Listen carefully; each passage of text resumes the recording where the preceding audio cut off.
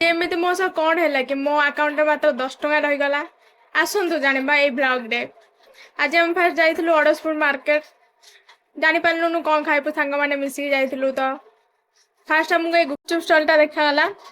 एठी दही गुपचुप मिलता भल बोली शुणीलु जाइए खाया टे टेस्ट करने को भाई एमती बनाऊे देखिए मुहर पानी आसीगला। तापर जा गोटे प्लेट आनीदेलु सांग मैंने मिसिक खाइलु। टेस्ट तो ठीक ठाक थिला एति आम मन भरलानी। तापर कौन खाइबू जानी पार्लुनु। तापर आगू टिके माड़ी चलू देखला बेलू गोटे जिलापी स्टलटा देखाला। 10 टଙ୍କା आनिलु जिलापी एमती टेस्ट करने। टेस्ट यार भी से एवरेज ही थिला। तापर पकोड़ी आनीदेलु पकोड़ीटा जब टेस्ट लगुन सहित जो लंकाटा दिखाई से भी टेस्ट थिला। तापर एति बुलाबुली कर रिटर्न आसलु कारण मुझे बहुत सारा जिनस किणार थिला।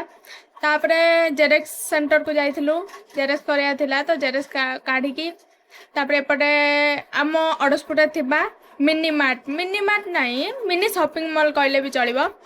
स्वाई को जाइलु स्वाई आम अड़सपुर सबकि आवेलेबल थाए सेठू टिके किणाकिणी कलु।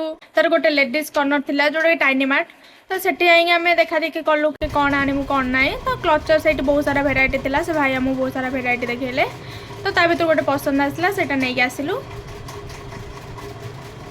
हाँ स्वाई बिस्किट 2टा ही खाली आनी आ कि आनु ये तो अकाउंट पूरा खाली गला कारण आम हॉस्टल रोचु तो पैसा एत न थाए।